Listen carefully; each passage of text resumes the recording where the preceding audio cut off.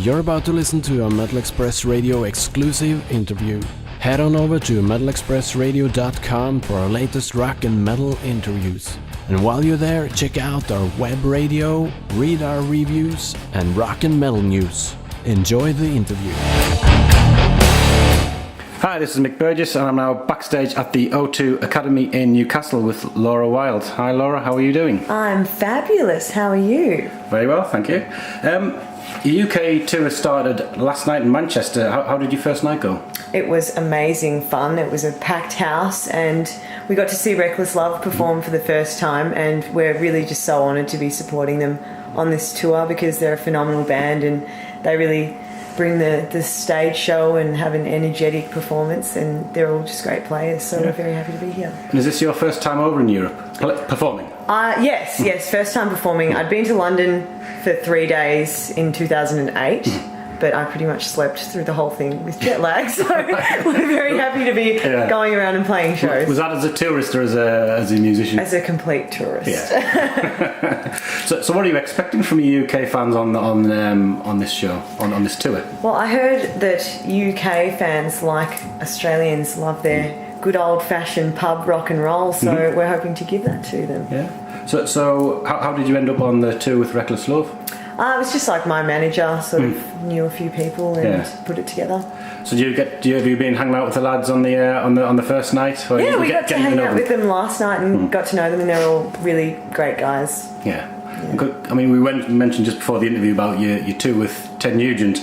That must have been an awesome tour to be on. That was incredible. So, I mean, we toured with him for 2 years in a row, and it was just an amazing experience. And to be able to learn from Ted Nugent as a performer and a player, it was just incredible. So, how were the crowd? Were they receptive? They took a couple of songs to warm up. The first year they took a couple of songs to warm up, but then by the next time around they sort of had heard of us from, a lot of people had seen us from the year before and brought their friends, so it was a more happy vibe and they knew the songs and things like that. Because I think some of these more established acts the crowds can be a little rough on the opening acts. Well, I mean, because they're there to see the headlining band, so if you're sort of taking up their time, yes, they're like, just get off the stage and get to the headliner. So Ted's been there and done it. What did you learn off Ted off the 2 tours you've done?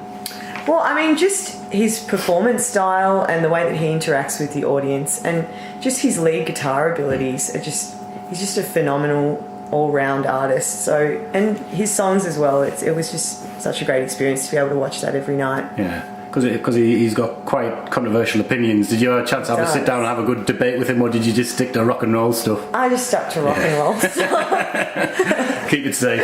Yeah, keep it safe and simple. But I mean, you've obviously done something right, because you toured with him a couple of years ago and he asked you back for a second tour, so you've obviously done the right thing. Yeah, I hope so. Because musically, listening to your album, I hear influences from the Runaways, Suzi Quatro, The Sweet, Joan Jett, quite a lot of 70s influences in there with a modern punk twist to it as well. Yes. I mean, what were you growing up listening to? Well, I started out listening to, when I was about 14, bands like The Hives, The Vines, Oasis, Silverchair. So a lot of rock and punk bands from England and from Australia. So I think that 70s vibe sort of resonated with me more when I started to delve back into the bands that influenced them. So, Suzi Quatro, Joan Jett, and I've always loved that glam sound, so try to bring that into it as much as possible. The sort of tribal drums and the chanted out choruses. It's hard to resist. Yeah. So when did you start playing guitar? When I was 12. I'd been obsessed with guitars for many years before then, but I got my first electric guitar when I was 12 and pretty much haven't put it down since then. Did you get formal lessons, or did you pick up? I enrolled in lessons at school, but my teacher was actually a touring musician, so he was never there. He'd book the lessons in and then I'd go and he just wouldn't show up. So I spent that time in the music room just learning to play songs off the radio myself, so I'm primarily self-taught. So which guitarists were sort of influencing you as a... My top 3 favourites are Jimmy Page, Jimi Hendrix and Slash. So I'm a huge fan of the blues-based guitar style. I mean, what did your parents think of your musical ambitions? Did they know this was going to be something you wanted to do as a career, or...? Well, I sort of decided really that I wanted it to be my career when I was about 16, and they sort of let me do my own thing, and when I sort of proved to them that that was what I really wanted to do and I was going to work hard in order to be a musician, they've been really supportive. Yeah. Do they come out on tour with you, or? They do. Yeah. They do sometimes. Keep an eye on their little girl. Yeah. Make sure I don't get up to any mischief. Yes. Because you're originally from Australia, but you live in America? Yes, I'm originally from Melbourne, Australia, and I live in LA now. So when did you make the move? When I was 20. So my parents live there actually now, so it's good having them. Yeah. Bit of family. Oh, so you went first and then they followed?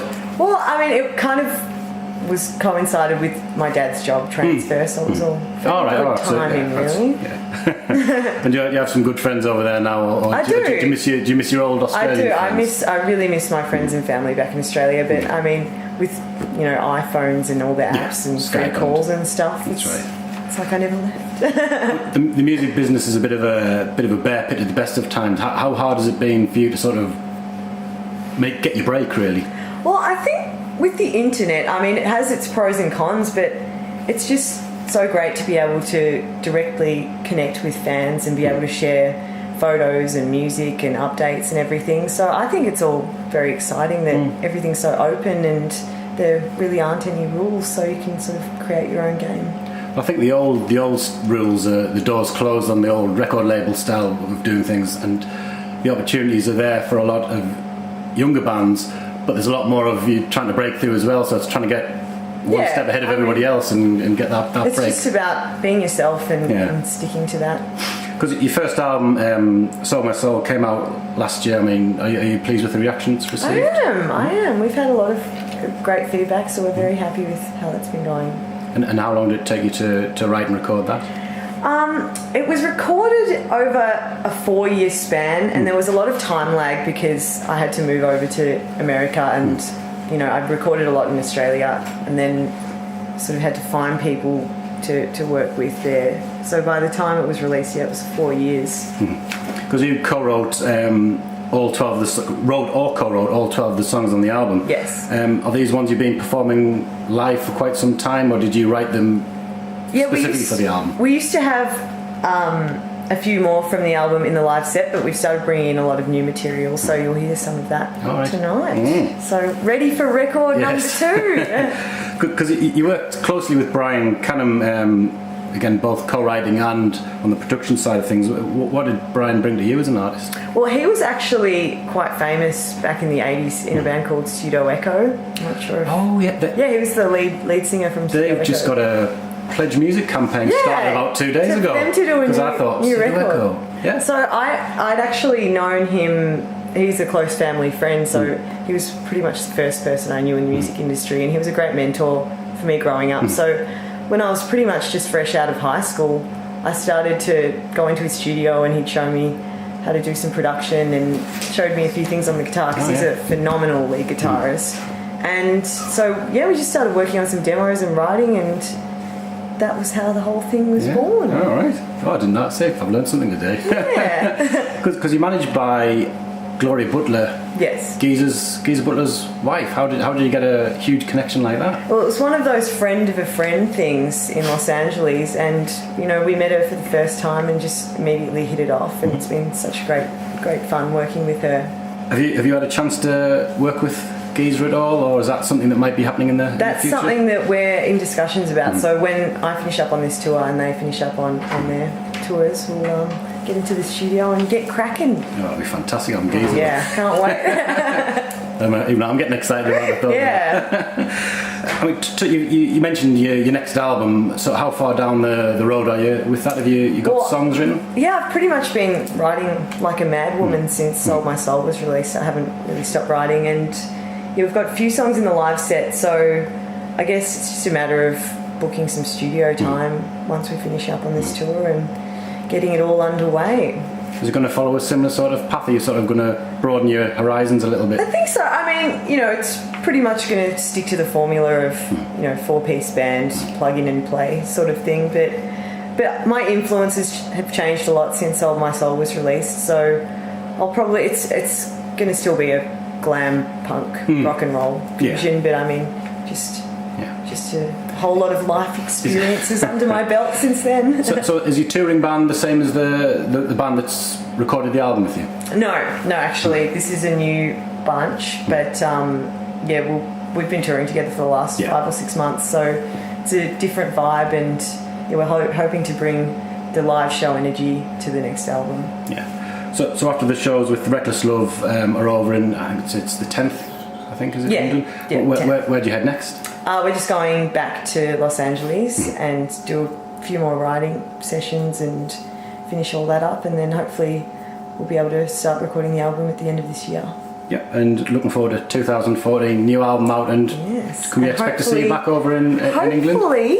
I'm falling in love with this place by the day, so we'll definitely have to come back. Well, Laura, it's been an absolute pleasure. Love the album, and best luck with the rest of the tour, and we hope to see you next year. Thank you. Yeah, well, we'll definitely be back, so thank you for having us. You've just listened to a Metal Express Radio exclusive interview. Head on over to metalexpressradio.com for our latest rock and metal interviews. And while you're there, check out our web radio, read our reviews, and rock and metal news.